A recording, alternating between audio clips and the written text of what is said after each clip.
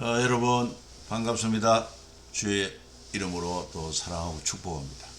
오늘 하루 잘 보내셨는지요? 저도 오늘은 아침 이른 시간부터 서울 국회 도서관으로 달려가서 거기 지하 1층 대강당에서 여러 애국 또 기독교계 단체들 함께 모였어. 지금 국회에서 지금 발의되고 있는 평등법 그리고 또 차별금지법 여기에 대해서 반대하는 그런 포럼과 또 기도회를 하고, 그리고는 또 뿐만 아니라 지금 현재 그 SK MTN 방송국 앞에 가서 여러분 아마 들어보셨는지 모르겠습니다. 메리큐어 그리고 또 남의 연애 이와 같은 동성애를 조장하는 그런 프로그램이 있습니다. 이 프로그램을 기획한 PD 임창혁 PD에 대해서 우리가 또 항의하고 그리고 또 시위하고 하는 일을 마치고 조금 전에 이렇게 허겁지겁 또 달려왔습니다. 아무튼 우리 주님의 은혜가 오늘도 통성경학교에 참여한 여러분들에게 풍성히 임하기를 바라고, 이 세상 넘어 영원한 하나님의 나라 소망하는 기쁨과 또 소망이 넘치기를 또 축복합니다. 자, 통성경학교 계속해서 우리가 이제 보게 되는데, 지금 현재 우리가 하나님의 마음에 있어서 오늘은 영광과 평화로의 초대하는 이런 과정과 그리고 또한 열리는 제자 시대 이렇게 우리가 살피게 되겠습니다. 그러면은 우리 통성경 노래 한번 하고 시작하면은 어떻겠습니까? 같이 한번 통성경 노래를 부르면 좋겠습니다. 하나님의 마음 열방을 향한 꿈 만나 세대 신앙 개성 천년 모범 마음과 지혜 사랑해 줄 사명해 줄 절망 앞에 선 희망 징계 희망의 디딤돌 재건 공동체 어떻게와 이렇게 사이 기쁨 위한 탄생 한 영혼 사랑 용서를 향한 열정 영광과 평화로의 초대 열리는 제자 시대 경계를 넘어선 복음의 확장 준비된 멸류관 남겨진 부탁 선한 싸움을 위한 편지 미리 받은 승리의 노래 아멘.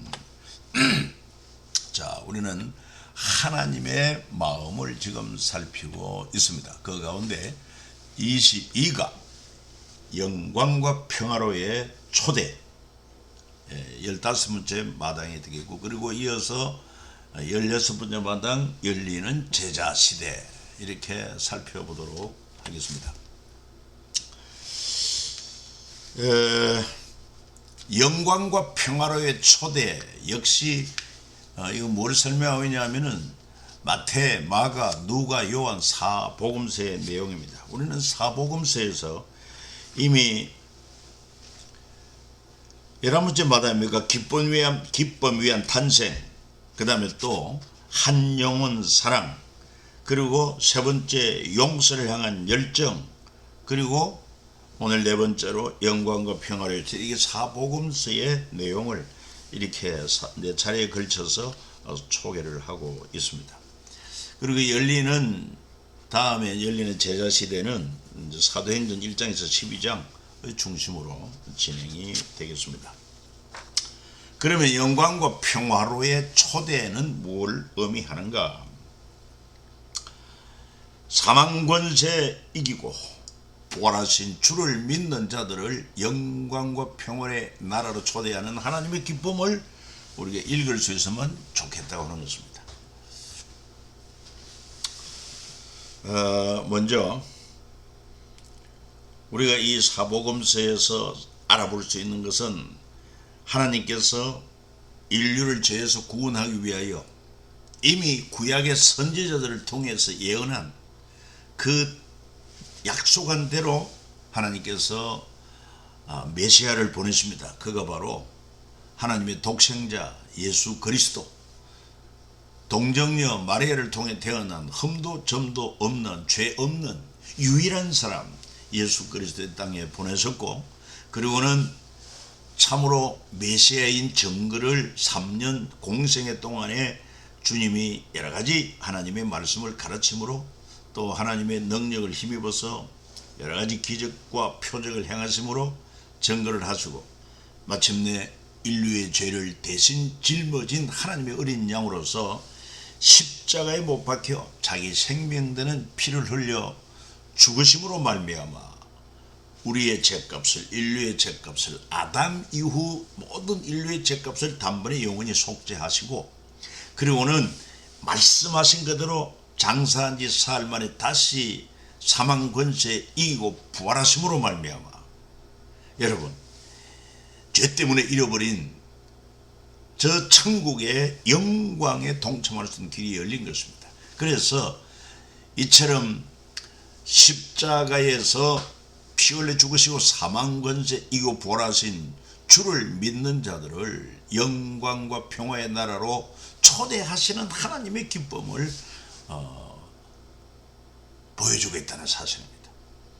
이런 놀라운 영광과 평화의 나라로 초대하시는 하나님의 그런 은총을 믿지 아니하는 대제사장 사두개파들이 있습니다.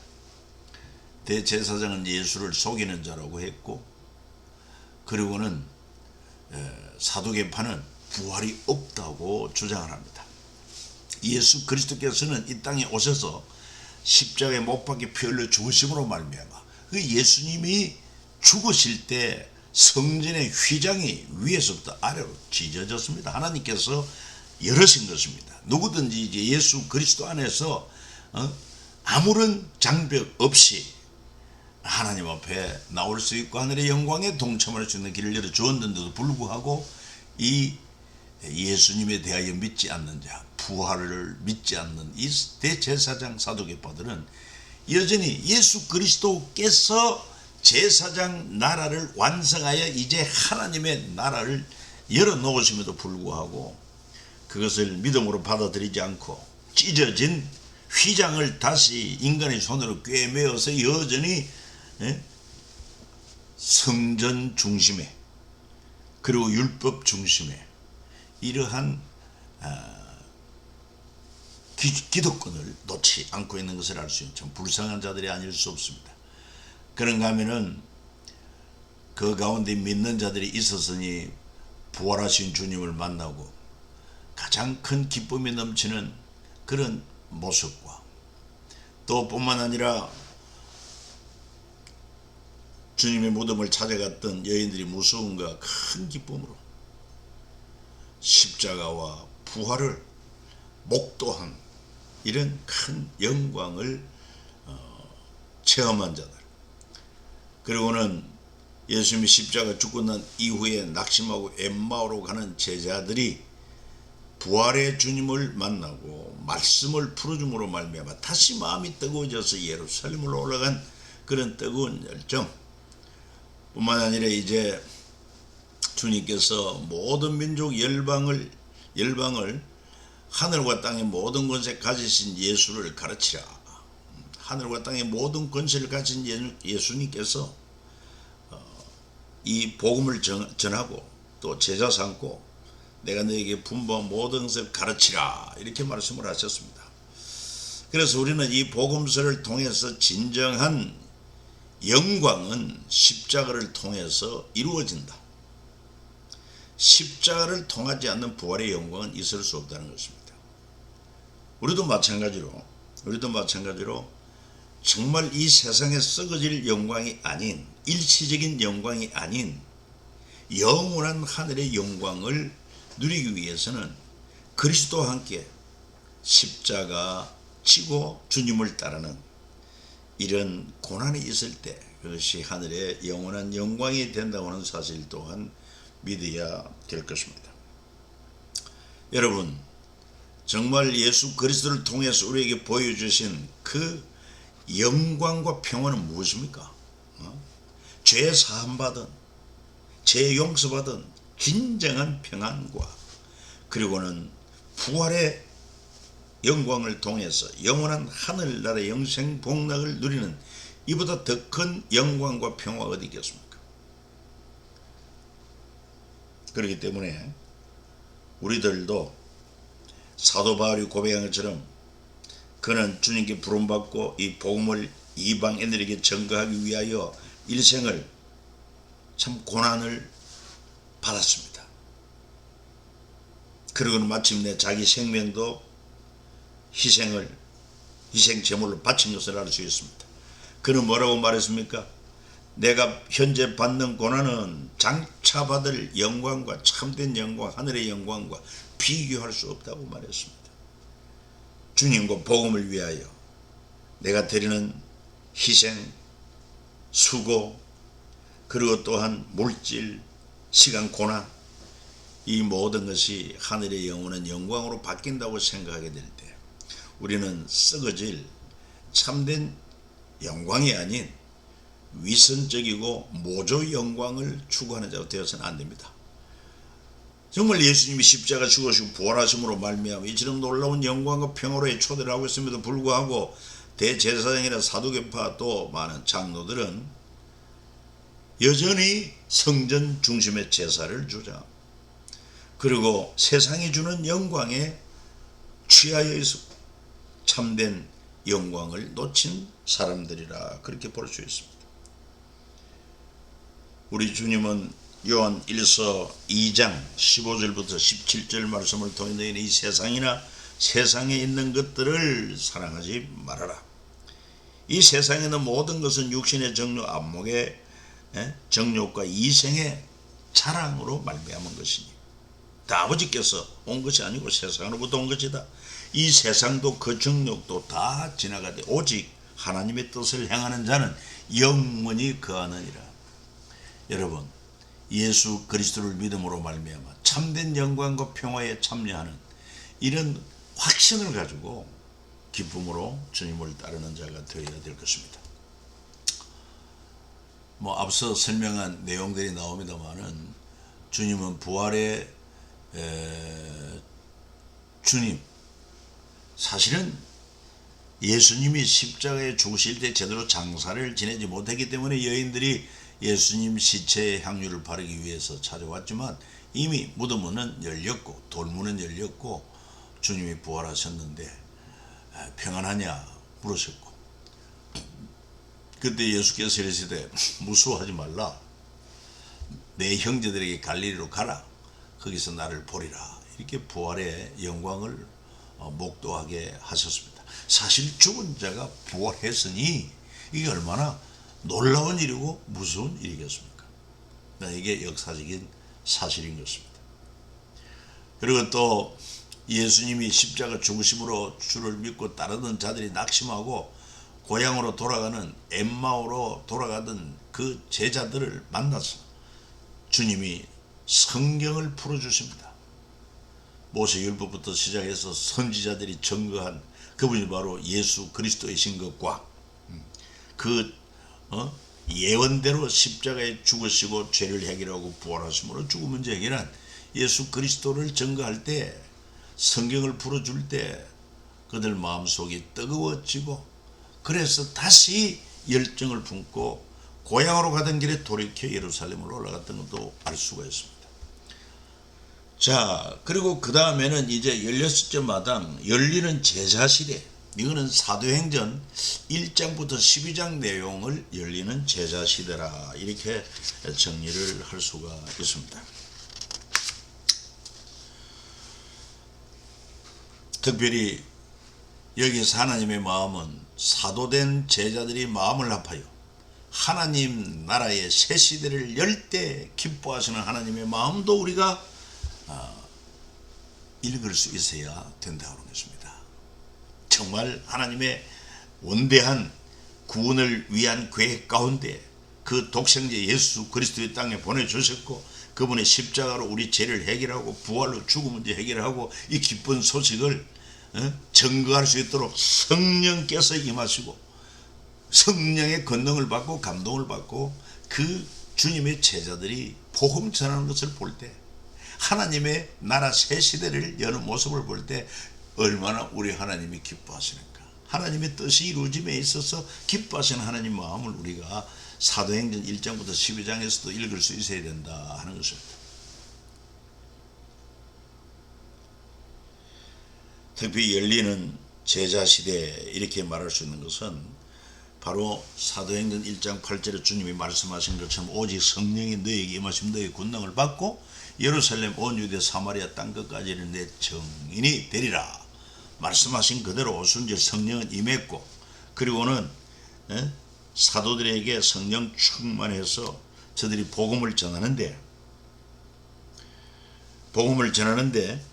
특별히 사도행전 2장 41절에 가서 보면은요, 이 복음을 듣고 세례를 받으니 이날에 신자의 수가 3천이나 더하더라 그랬습니다.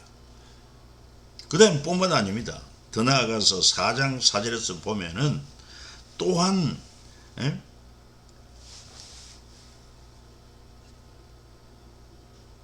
그렇죠. 4장 4절에 보면은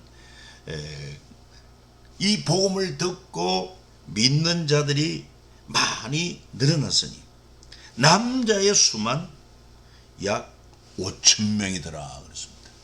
그 다음에요, 이제 또 사도행전 5장 14절에 가서 보니까 이 복음을 듣고 믿고 주께로 나오는 자가 더 많으니 남자의 큰 무리더라. 그러니까 3,000명이 믿고 세례를 받고, 그 다음에 또 5,000명이 남자들 5,000명이 되고, 그 다음에 사도행전 5장에 가니까 이 복음을 듣고 믿고 주께로 돌아오는 자가 많은데 남녀의 큰 무리, 헤아릴 수 없는 큰 무리들이 주께로 돌아오더라. 이 제자 시대가 활짝 열리는 것입니다. 복음을 전하고, 그리고 저들에게 주님 분부대로 내가 너에게 분부 모든 가르쳐 지키게 하라, 이렇게 함으로 제자 시대가 활짝 열리는 것입니다. 이러한 제자 시대가 활짝 열리기 위해서는 이 참 마음을 같이 하는 것이 매우 중요합니다. 처음에 제자들은 성령 받기 전에 천국에서 누가 큰 자인가 여기에 관심이 많았습니다. 그러나 오순절 성령이 임하고 나서 저들은 마음을 같이 하여 오로지 기도하는 일에 힘썼고, 그래서 성령 받아서 복음을 전가하는 일에 앞장선 것을 볼 수가 있습니다. 베드로와 요한 제자들이 그랬고, 다윗과 요나단이 마음을 합하여 하나님의 나라 의를 이루었던 것을 우리가 생각해 볼 수 있고, 그리고 새 시대는 마음을 합해 열린다고 할 수 있는 것은 초기 교회 성도들도 역시 날마다 마음을 같이하여 성전에 모이기를 힘쓰고, 이 마음을 같이 하는 게 참 중요한 것을 알 수 있어요. 이렇게 해서 제자 시대가 활짝 열릴 때 하나님께 큰 기쁨이고 기뻐하시는 하나님의 마음을 우리가 읽을 수 있어야 된다 말이죠. 오늘도 우리 교회가 정말 주님을 예배하고 또한 이 주님이 기뻐하시는 복음을 전하고, 그리고 주일학교를 통해서 가르치고 제자 삼는 사역을 할 때 하나님이 기뻐하신다.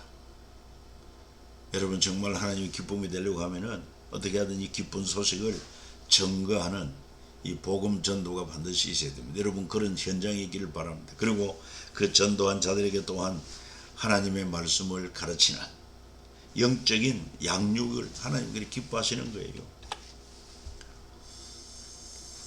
앞서 이야기한 것처럼 우선은 이 열리는 제자 시대가 다가오기 전에 주님의 말씀대로 예루살렘을 떠나지 않고 남은 자들이 더불어 마음을 같이하여 오로지 기도에 힘쓸 때 이런 성령의 충만함이 임했고, 그리고는 권능을 받아서 담대하게 복음을 전하는 제자들이 되었다.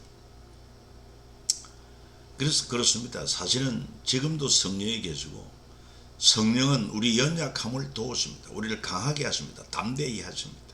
또 뿐만 아니라 우리를 위하여 중보하며 기도하시는 주님이시다. 그러니까 우리 주님을 근심시키지 말고 탄식케 하지 말고 우리가 더욱더 깨어 기도하고 말씀에 순종함으로 말미암아 참 성령님이 우리 안에서 기뻐하는 그런 삶도 살아야 될 것입니다.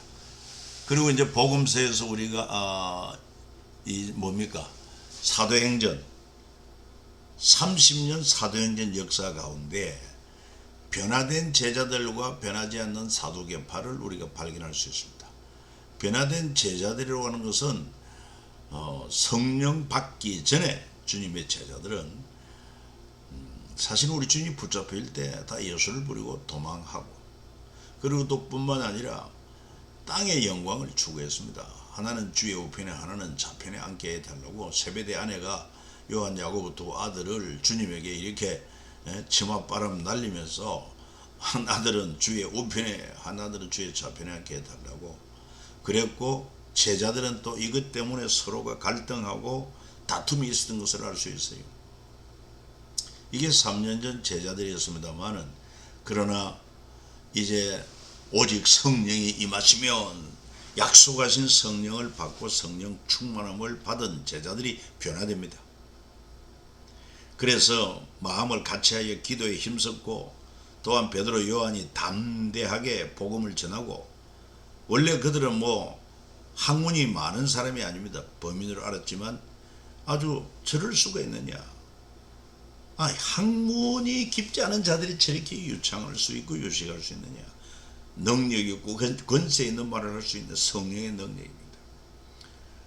그래서 제자들은 정말 이 성령으로부터 능력을 사모했고 그래서 정한 시간 제5식 기도 시간에 베드로 요한 성전에 올라가서 또 기도하며 또 올라갈 때 성전 미문의 안전병기를 고친 것도 알 수가 있습니다. 이것도 사람의 능력이 아닌 함께 하신 성령의 능력이다. 이처럼 제자들은 변화되었지만은 사두 계파들은 여전히 변하지 않습니다.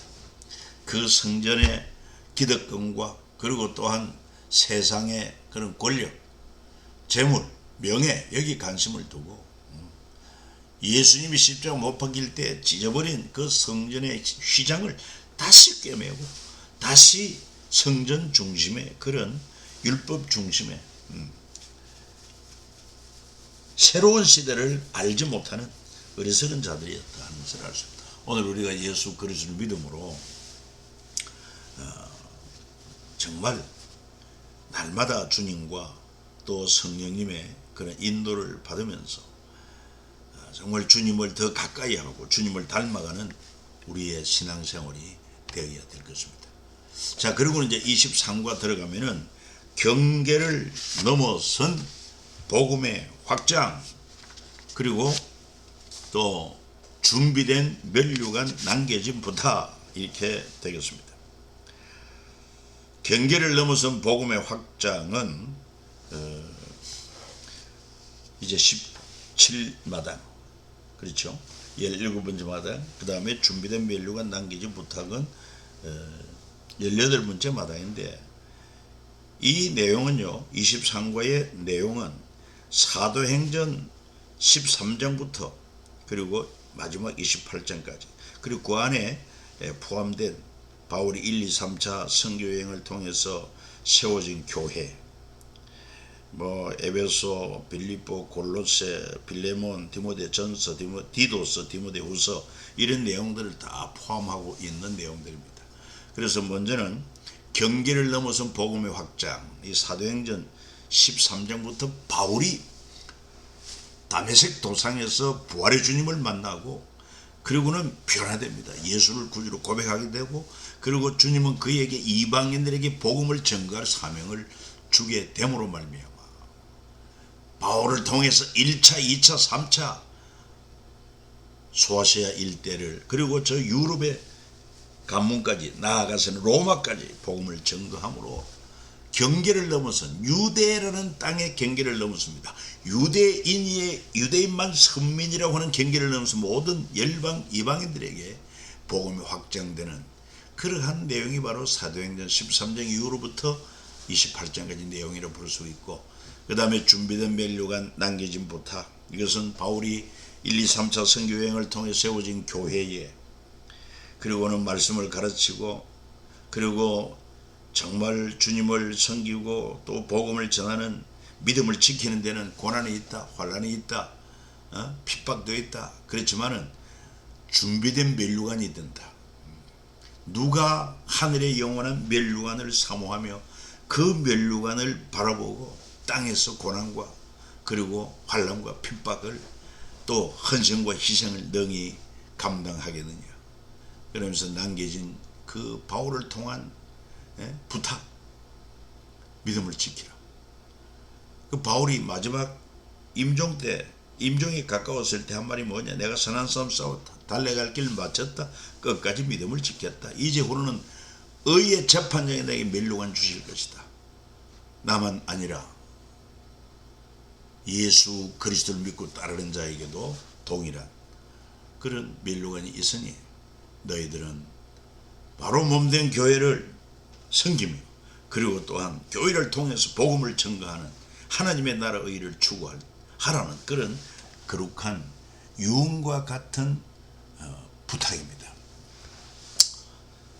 자, 그러면 뭐 경계를 넘어서 복음의 확장으로 할 때 조금 더 내용을 설명한다면은 모든 민족을 향한 예루살렘 공회의 아름다운 결정을 바라보며 기뻐하시는 하나님의 마음이다 하는 것입니다. 이게 뭐냐 하면은 이제 하나님께서 당신의 섭리가 있어서 그 바리새인 중에 바리새인이요 율법에 아주 익숙한 자, 실력이 있다는 것입니다. 그리고 또한 기독교인들을 핍박했던 그 사울이라는 자를 주님이 만나주시고 변화시킵니다. 그래가지고 그로 하여금 이제 안디옥 교회 가서, 안디옥 교회도 이방 지역에 생긴 처음 교회입니다. 그러니까 벌써 경계를 넘어서 복음이 확장되지요. 그 수류에 있는 안디옥 교회에서 바울과 바나바가 그들을 가르치고, 그리고는 그 교회가 또한 바울과 바나바를 따로 구별하고, 그리고는 안수하고, 여러분 선교사로 파송하지 않습니까?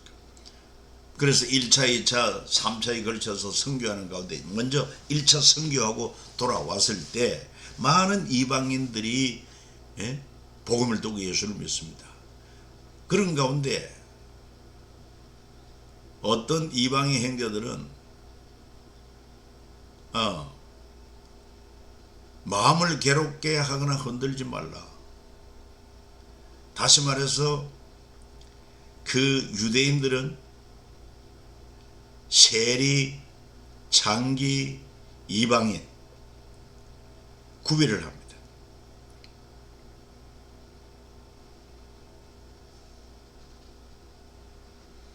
또 예수를 믿음으로만 되는 것이 아니라 할례를 받아야 하고 율법을 지켜야 한다. 그래야 구원이 있다고 이렇게 주장하는 잘못된 자들이 있어요. 그래서 예루살렘 공회에 사도들, 장로들이 함께 모여서 바울이 1차 전도 여행 후 결과를 보고했을 때 누구든지 복음을 듣고 예수 그리스도를 믿음으로 말미암아 구원을 얻는다. 더 이상 할례나 율법의 멍에를 이방인들에게 지울 것이 없다. 그래서 이 바울의 1차 전도 여행 후 예루살렘 공회에서 2000년 된 할례 종지부가 찍혀지고 세례로 전환되는 그런 기점이 되었다 이렇게 볼 수 있습니다. 그리고 사명을 위한 경계에 넘어서기. 모든 민족이냐 한민족이냐, 하나님은 모든 민족을 구원하는 것입니다. 아브라함에게도 약속을 했습니다. 열방이, 모든 민족이 네 씨로 말미암아 복을 받는다. 그 아브라함의 후손 가운데 오신 예수 그리스도. 모세도 그렇습니다. 모세도 가르쳐 줍니다. 바로 우리가 하나님을 경외하고 율법을 지켜나갈 때 하나님이 이 세계를 격려하시는데 우리를 제사장 나로로 쓰신다. 솔로몬도 성전 봉헌 기도를 할 때 이방인들도 와서 하나님 앞에 간구하거든 들으시고 응답해 주실 것을 말씀하고 있고, 예수님 이름 말할 것도 없죠.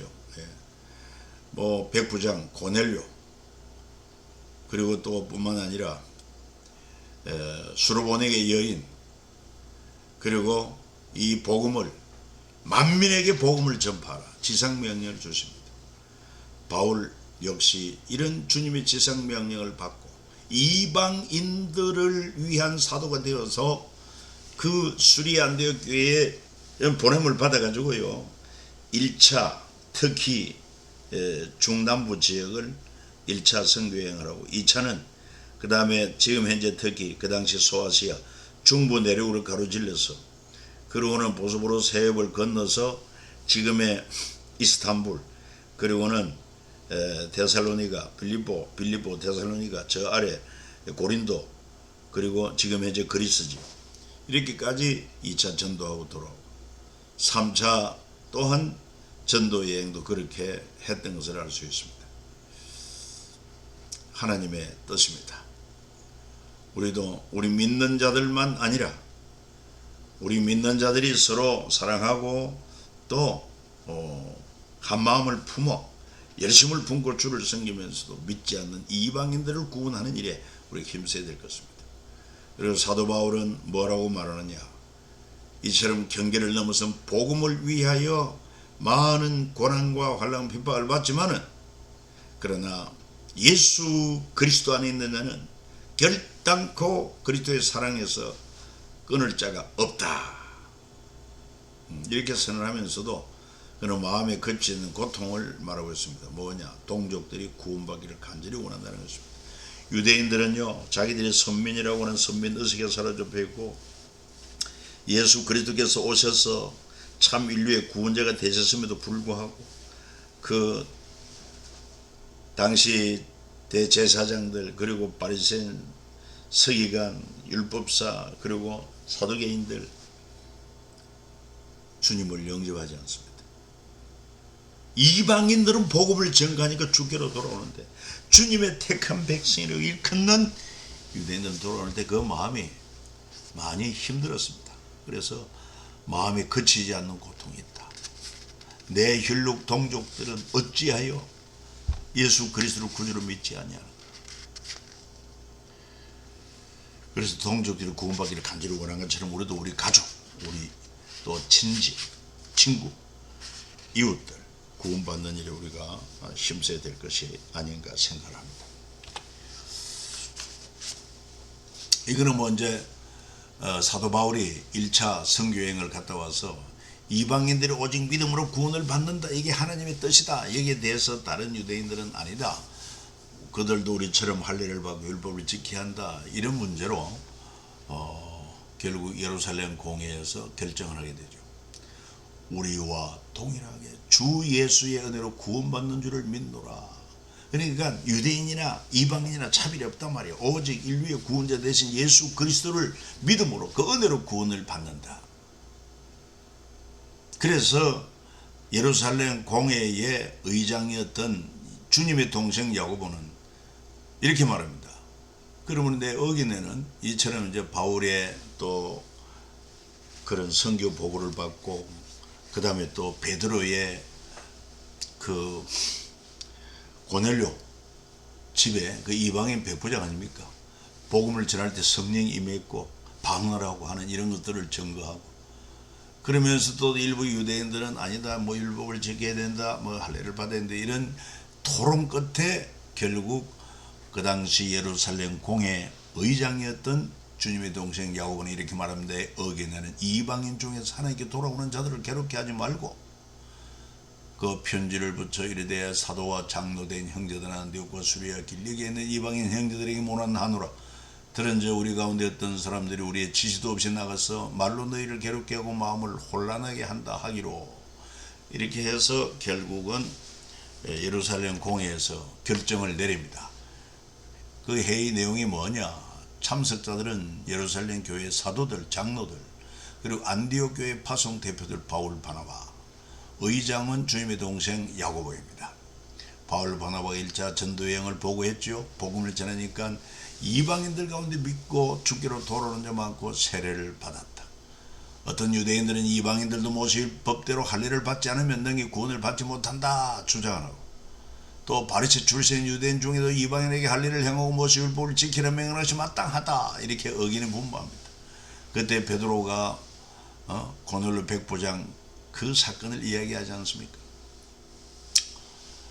하나님이 이방인들로 내 입에 복음의 말씀을 믿게 하시려고 오래전부터 너희 가운데 나를 택하시고 또 마음을 아시는 하나님이 우리에게와 같이 그들에게도 성령을 주어 정언하시고 믿음으로 그들의 마음을 깨끗이 하사 그들은 우리나 차별하지 아니하셨다. 그런데 지금 어찌하여 하나님을 시험하여 우리 조상 우리도 능히 매지 못하는 멍에를 제자들의 멍에 두리 하는가. 그래서 바울과 바나바가 또 하나님께서 전도용에 많은 이방인에게 표적과 기사를 행하셨다 이렇게 하니까 야고보 의장이 하나님이 처음으로 이방인 중에 자기 이름을 위할 백성을 지하시려 그들을 돌보신 것을 베드로가 말하였으니 선지자들의 말씀이 이와 일치한다. 선지서와 일치한다. 그래서 결국 2장 야고보가 예루살렘 공의 결정사항을 발표하기를 같이 읽어봅니다. 이방인 중에서 하나님께로 돌아오는 자들을 괴롭게 하지 말고 다만 우상에 더러운 것과 우상제물이죠, 음행과 목매어 죽인 것과 피를 멀리 하라고 편지하는 것이 옳으니.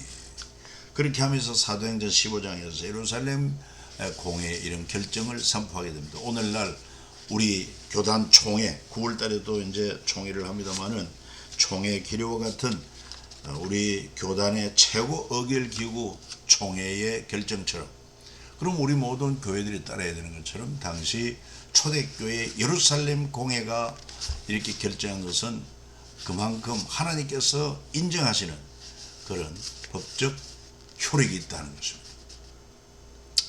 그래서 예루살렘 공회 공문을 발송합니다. 안디옥 교회로 유다 실라 또 바울 바나바가 이 공문을 가지고 안디옥에 내려가 무리를 모으는 편지를 전하니 읽고 위로와 말을 기뻐하더라. 그리고 이방인의 할례 문제도 오직 이면적 유대인이 유대인이며 할례는 마음에 할지니 영에 있고 율법 조문에 있지 아니한 것이라. 이렇게 함으로 2000년 동안 시행되어 왔던 할례가 종결되고, 그 이제 할례 대신에 성부와 성녀와 성령의 이름으로 예수를 구주로 믿고 고백하는 자들에게 세례를 베풀게 된 것이다. 자, 그리고는 남겨진 준비된 면류관 남겨진 부탁은 뭘 말하는 것인가?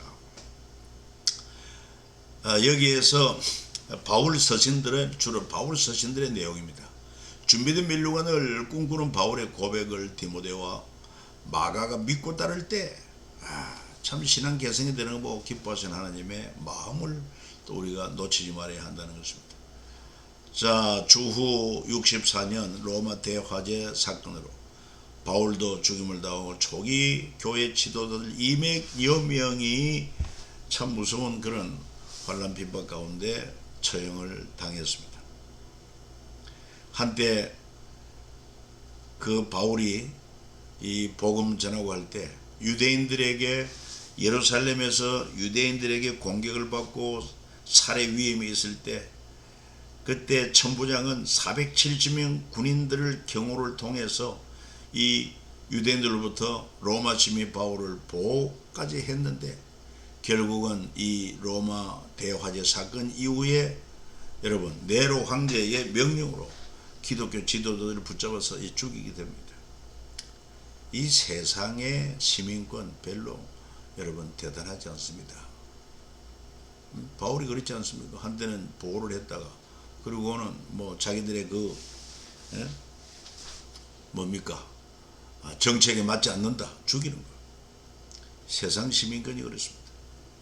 그래서 초대교회 공공의 적이 달라집니다. 전에는 유대교 유대인의 방이었지만 이제는 로마 제국의 박해로, 그래서 로마 제국의 그 박해 가운데 살 수밖에 없는 초대교회의 믿음의 사람들, 이런 가운데 있으니까 바울이 임종 직전에 남겨진 부탁을 하지 않습니까? 복음의 견고한 터는 썼다. 너희는 이 믿음을 가지고 마음을 굳건히 하라.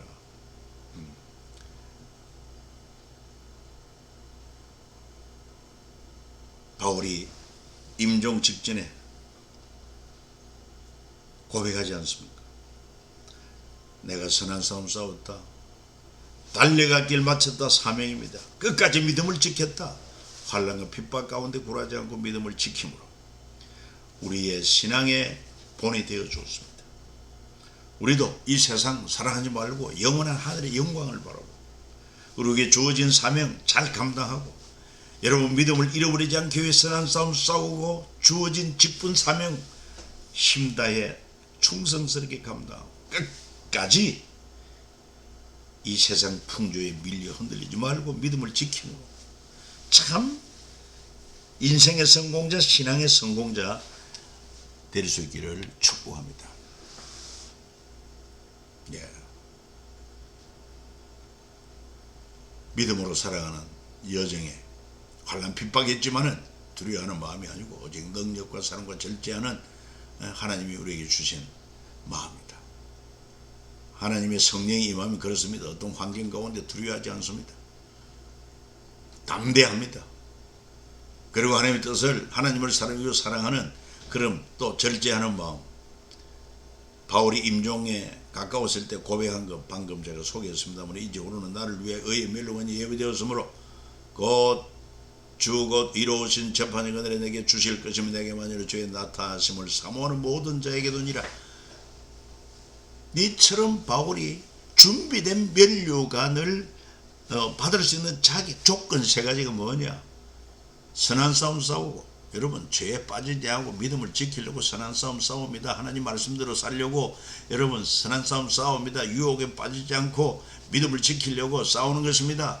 그리고 주어진 사명 달려갈 길 감당하는 것입니다. 끝까지 도중에 포기하지 말고 그리고는 이 세상 풍조에 흔들리지 끝까지 믿음을 지킨 이런 자들에게 영원한 영광이 멸류관 너의 멸류관이 준비되었고 우리 동일하게 우리에게도 해당된다는 이런 확신을 가지고 믿음 안에 살아야 되지 않겠습니까? 유언과 비전이 있어야 신앙이 개성됩니다. 다음 세대가 없으면 개성도 없습니다. 그래서 다음 세대 신앙 개성을 위해서 우리는 모세의 유언 그리고 또 바울의 비전 이것을 소개할 수 있습니다. 모세는요 출애굽한 이후에 광야에 태어난 만나 세대를 향한 신앙 개성을 위해서 신명기를 기록했습니다. 그래서 출애굽 때 나온 세대 그들이 이제 광야에서 엎드려 죽고 광야에 태어난 만나 세대들이 이제 약속의 땅에 들어가기 전에 이 신명기를 통해서 다시 복음을 소개합니다. 이 하나님 율법을 소개합니다. 그래서 전에도 공부한 내용입니다만은 한번 같이 읽어봐요. 만약 모세가 출애굽 세대와 함께 가나안 땅에 들어갔다면 신명기는 필요 없지 않았을 것이다. 그렇죠. 자기가 들어가니까 신명기에 대한 그런 유언이나 비전 필요 없겠지요. 출애굽 세대는 시내산 광야에서 가르침으로 충분했을 것입니다. 그러나 죽음을 앞둔 모세의 마지막 교육 대상은 모세 없이 가나안에 들어갈 만나 세대. 모세는 그들에게 유언을 남기고 이는 그들의 비전이 되었던 것을 알 수 있습니다. 우리도 신앙의 유언을 좀 준비를 해야 되지 않겠나 생각을 해봅니다. 바울도 복음 2세대를 향한 신앙 개성을 디모데 후서에 기록하고 있음을 알 수 있습니다. 자, 복음 1세대들은 바로 예수님의 제자들과 함께 믿은 제자들이라고 볼 수 있고 그리고는 AD 64년 로마 대화재 사건을 통해서 당시 초대교회 지도자 200여 명이 처형을 당하고 남은 복음의 2세대들 사도들의 제자들. 그래서 여기서도 만약 바울이 자기가 원했던 땅끝 스바나까지 전도 여행 계획을 실행했다면 디모데후서는 필요하지 않았을 것입니다. 디모데후서는 바울이 이 화재 사건으로 결국은 붙잡혀서 로마 마미팅 감옥에서 죽음이 임박한 것을 느끼고 사랑하는 믿음의 아들 디모데에게 보낸 편지가 디모데후서 아닙니까? 그러니까 그가 그럼 감옥에 갇히지 않고 그 계획대로 땅끝까지 당시 바울이 원했던 스바나까지 갔다면은 디모데후서가 필요 없지요. 그리고 바울은 AD 60 로마 대화제 사건으로 죽음의 길을 준비해야만 해서 그래서 복음 2세대들에게 유언과 같은 디모데후서 등을 남겨야 했다 하는 것입니다. 아이고 여러분 참 수고 많았습니다. 예, 감사합니다. 다음 또 목요일 날 뵙도록 하겠습니다. 샬롬.